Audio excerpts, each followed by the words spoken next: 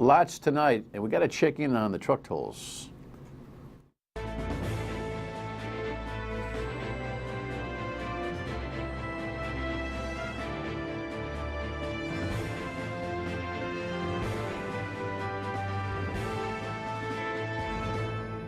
The Dan York State of Mind program is brought to you in part by Lookout Rhode Island and Taco Comfort Solutions. Yeah, recently we saw that the state is behind on their revenue earnings from projections on toll revenue. Well, that's because they haven't put enough up yet, which is a good thing because we don't need them up. And we'll talk about that with one of the key guys on this argument from the trucking industry in a matter of moments. Great to have you in. Thanks very much for tuning in to the program tonight on this Thursday evening. A lot going on in the news. Just want to check in on a couple of things. This CNN headline reflects many of the national headlines right now is the tension between the administration and Democrats on House Intelligence and other committees is heating up here. You know, there's a lot of discussion about the Mueller probe coming out with no collusion proof. Remember, collusion is not a definable crime anyway. And although the president has said no collusion, no collusion, no collusion, it doesn't mean that there's a behavior that may lead to some kind of impeachable offense. I'm not hoping for it. I really am not hoping for it. I will tell you, I think that the country could use a break from the aggravation that's going on back and forth and the divide that will only get more divided. However, if it's evidence that needs to be reacted to, it's evidence that needs to be reacted to. I'd keep your eye on the Southern District of New York, though, because the discussion of finances is something that they are not limited to investigate and are not under the restrictions of any kind of special counsel. And they got Cohen, and he knows a lot, and that's where the meat, I think, of Donald Trump's problems probably are going to be. So stay tuned for that. And this House investigation may end up sinking in more with the Southern District of New York than it does with Mueller. In the meantime, this Virginia leadership crisis is incredible. Now, we tape the program daily, early in the afternoon. I don't think anybody is going to resign by the time you see this at 7:30 and midnight, but I'll tell you, they have really cooked their own goose. So the governor, who doesn't have a good PR firm, he just hired one this morning to try to work his way through this whole thing. Boy, did he need him last week when somebody simply should have said, and got the big bucks for, the one question that needed to be asked to him, which was, Gov, is that you in the picture? Because he really messed that up. He went a full news cycle until he went, you know what, I know I apologize for this, but I don't think that's me in the picture. So that's got him all boxed up, but they're thinking about the lieutenant governor stepping in. Oh, wait a second, lieutenant governor's got a little situation because a woman that he was reportedly seeing back in 2004 says he went a little too far. And he says, what?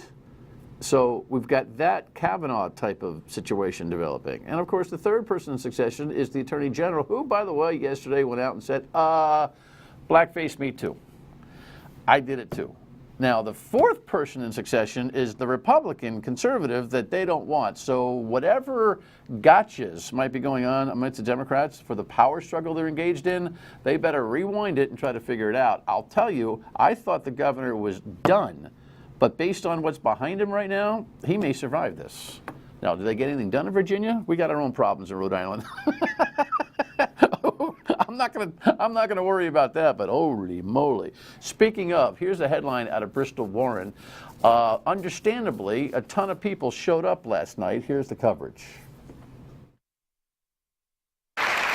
Hewitt Middle School teachers dressed in purple, the school color, as they spoke to the Bristol Warren Regional School Committee about safety concerns at the middle school. The teachers union held a sick-out last week that forced school to close. The teachers saying there are too many fights and behavior issues among students and not enough resources to deal with them.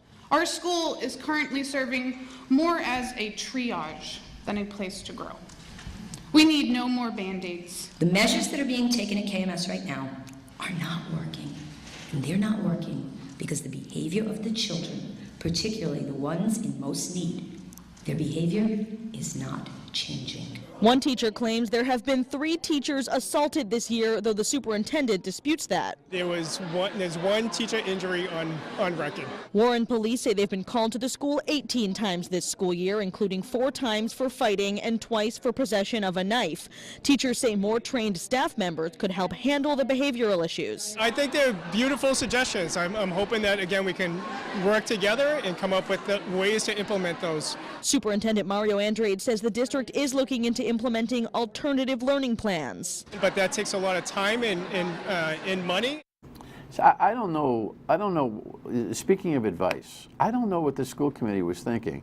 Not that it was such a drastic problem last night, but here's what you don't do, I think. I don't think you have your regularly scheduled meeting, have people come running in to complain about this thing. I think what you do is call an emergency meeting, have a skull session on what you're dealing with, come out with a presentation, and then ask the community to come on an agenda that you're controlling with questions and answers that you already have figured out. They just feel like, to me, it looks like they're on their heels. And what do they come up with? This idea of a police officer permanently at the school, which, by the way, is not the worst thing in the world for safety. I've advocated for officers to be at, all of our schools. Our elementary schools don't have officers in them, and they're reportedly our precious cargo.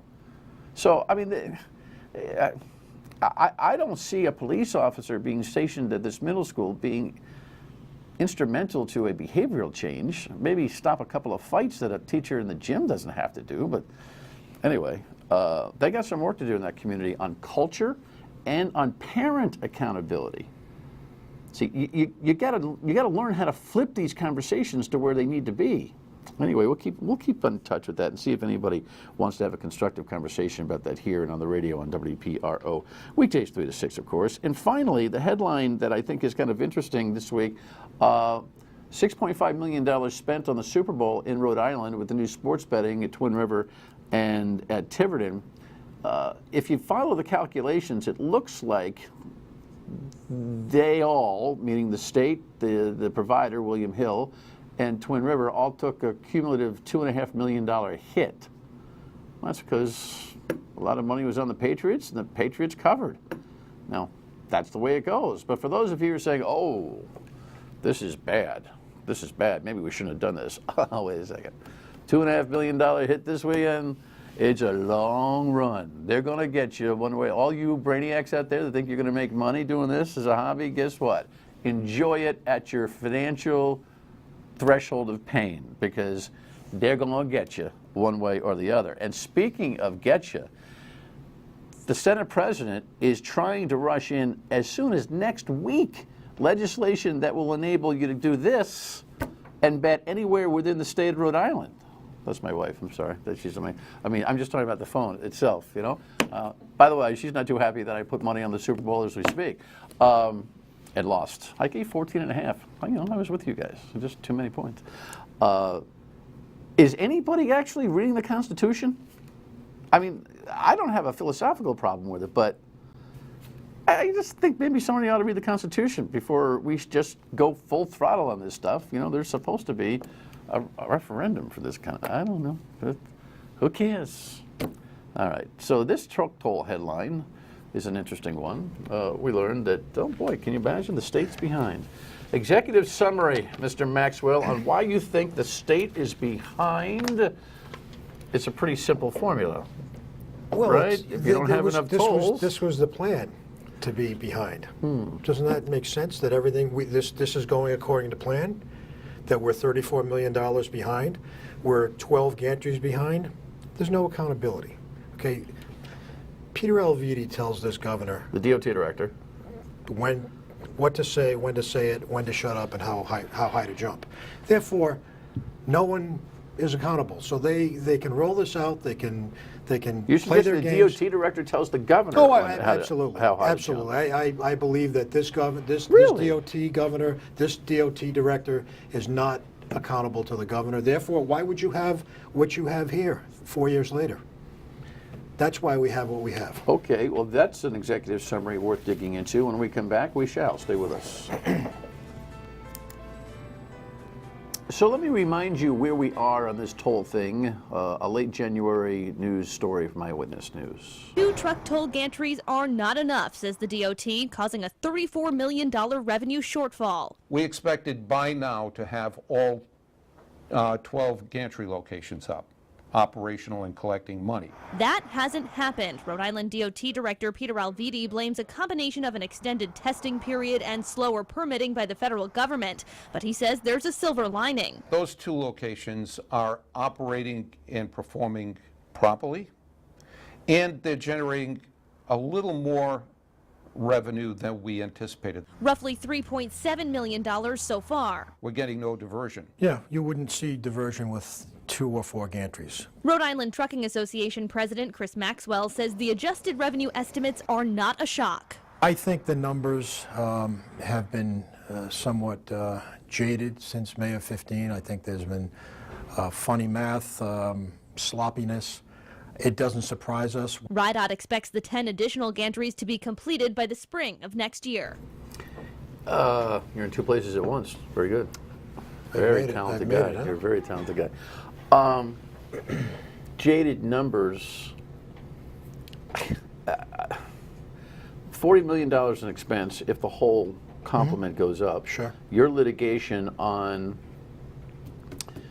discrimination against the truckers stands in the middle of this whole thing, always has. Yes.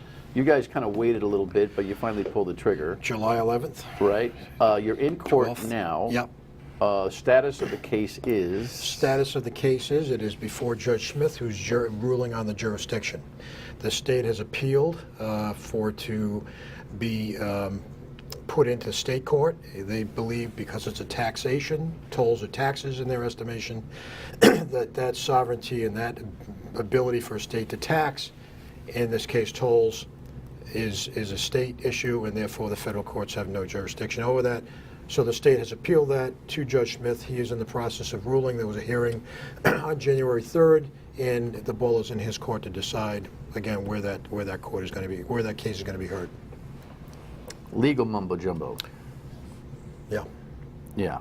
Moving it to state court is something that they would like to see happen, but there's this little thing called federal money involved in this case. I can't see how that happens. I think it's your. And by the way, there's a lot of precedent involved. It's in this the too. federal. You're talking the interstate, and you're talking interstate commerce, which is a federal law.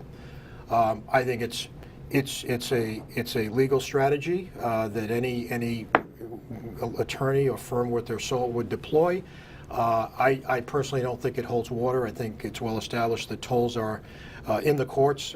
Tolls are user fees. They're not taxes, but they are going down that road, and the judge will do his diligence and render a decision. Right. So in terms of the numbers themselves and the toll gantries, by the way, can we put up that? There you go. Yeah. That's the number of gantries and what they're going to whack you for at each one. The two active ones are not there. Those are the proposed tolls. Right, the additional ones. Correct. Right. We have 2 in South County on 95 as we speak. Correct. The idea that there was actually money in a budget for the full complement of gantries is laugh out loud funny. Yeah. I think there's a rope-a-dope game that's being played here with the lawsuit, because the current legislation is preemptive of tolling cars and other kinds of trucks. There might be they keep saying that the first 4 or 5 that are coming in now are all delayed because of the salamanders, the environmental testing and salamanders. Yes, right. So I say salamanders as a concept. The two first gantries, salamanders and plovers. It's more about the fabric of the community, diversion, things like that. Right. The first hearings were in November of 17. Then there was a 10-day turnaround on those, which basically opened the door from federal highways saying you can toll at those points. Had nothing to do with trucks. You can toll. The truck only is a legal issue. The ability to toll on the interstate is a federal highway issue, and they've got that. They can toll whatever they want. In this case, they've elected to toll trucks. That's what's under legal scrutiny. Fast forward, so they got the go-ahead for the 2 tolls. They are operable June of this year. We sue in July. But all the while, they're teeing up the next series of gantries. There's hearing on a Friday night in July. We don't even show up. we figure, why waste our time? This is a done deal. This is about the environmental assessment. We've already pled our case on the first 2 tolling locations. It didn't move the needle. We're not even going to bother. Let it go. So there was no delays. There was no opposition. There were no impediments to this thing going. Yet right they're through. holding it back. That they're holding it back. They're holding it back because of the lawsuit. Of course they are. Yeah. Which, in a way, Makes sense. it makes Sure. sense. Yeah, absolutely. If you are genuinely suggesting that you'll never toll cars and you lose the lawsuit, which means you cannot discriminate and just toll trucks, then you have a decision to make. The decision to make with 2 gantries up is one kind of decision. Yep. The decision to make with the full complement of gantries up is another one. And I think we know where they would go. With the 2, you can say, tear them down, scratch it. Yeah. With They the could also 14, keep the 2 up and have them, but there's another problem that's there. a whole, well, Yeah. because nobody, maybe. Yeah. And toll everybody there. But I think the plan is, remember, truck-only tolling and the interstate tolling are new. Interstate tolling under the bridge exemption, which allows them to toll overpasses, is fairly new. They tested that water in May of 15, and it's played out. The fact is now the truck-only tolling is the issue. The floodgates are the enabling legislation is there for them to toll the interstate. I think the appetite now that everybody else is chiming in, and you've got Connecticut panting to see if it's going to be trucks only.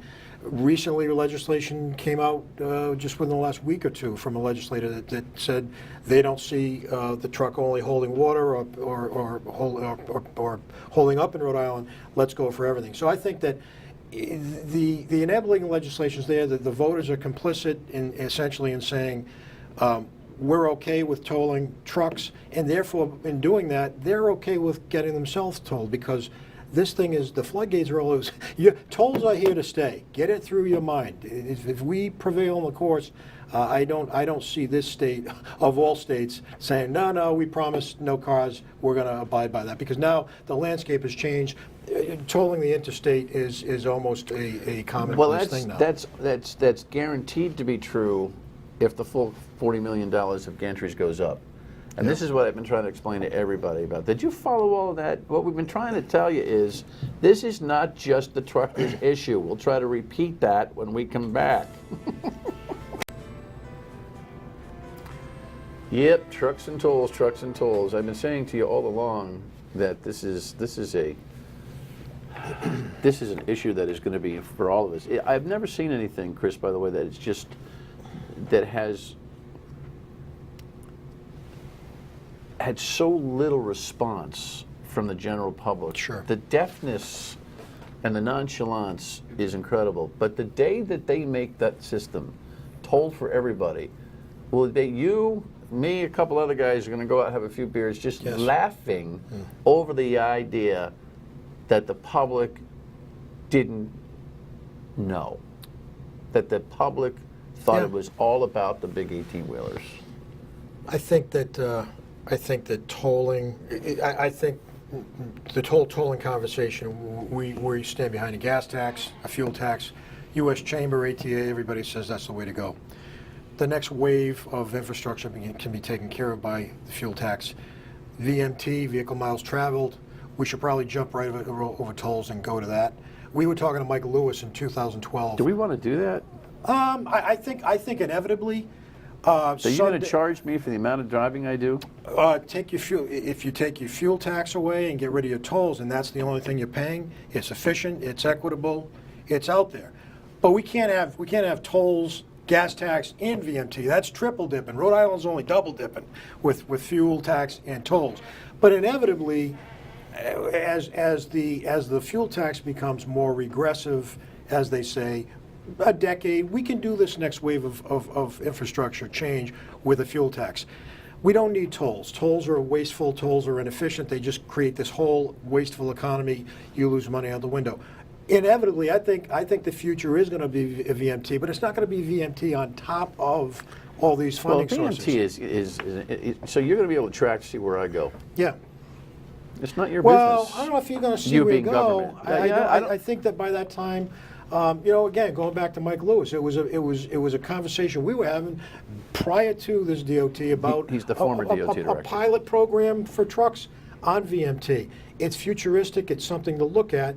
I'm not saying we lump that in now, but we have to start looking at what's the next wave after fuel tax, which again has plenty of life left in it, and I don't believe it's tolling. I think tolling is just the worst way to go. Again, it's inefficient. You're losing 30 cents on every dollar out the window of money that should be going And where it's people don't going. understand, you should understand that's because of the infrastructure cost and the commissions paid to the operator. Correct. So, I mean, And the back office and the personnel and bureaucracy and the whole the leakage, as I said. so the new group of a half a dozen Yep. is supposed to be May. You think the court case may be resolved by May? I- Maybe that's no, the I just- rope-a-dope? the case could go on for a long time. I would expect the jurisdictional piece of that is going to be resolved rather quickly. We hope. I mean, we've amassed over $4 million, I think, at this point in tolls that could be illegal that we may have no claim to.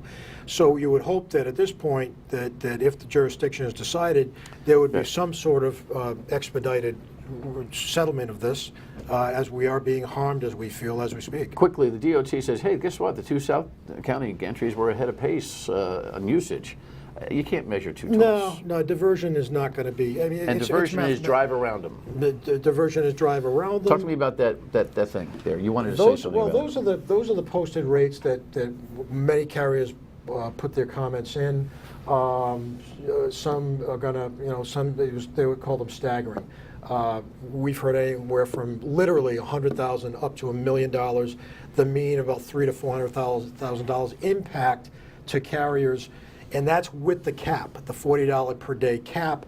That those rates would be subject to. No one truck could pay more than $40 a day, and that's a problem. What I found really crazy about this was Half a minute, go. anytime you wanna steer truck traffic, interstate especially, around your metropolitan area, Providence, you would think get your interstate guys to go 295. You got top bottlenecks in the country, 100 top bottlenecks, a couple of them in Providence, the S-curves, Thurbers Avenue. Put your trucks on 295. The toll on 295 is $22.50. The toll through Providence is $11. What brainiac came up with that scenario?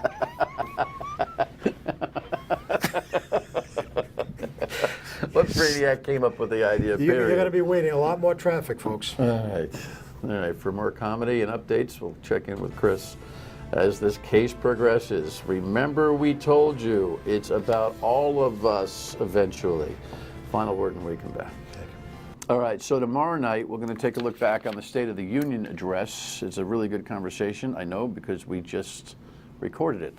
Hopefully, not too much will change between now and tomorrow, although that situation in Virginia is pretty fluid. Crazy, but fluid. So tune in for that conversation tomorrow evening. Don't forget, weekdays 3 to 6 on WPRO. Give us a ring. And remember, when I say tolls, you should say all of us, because it's going to be that way eventually. Good night.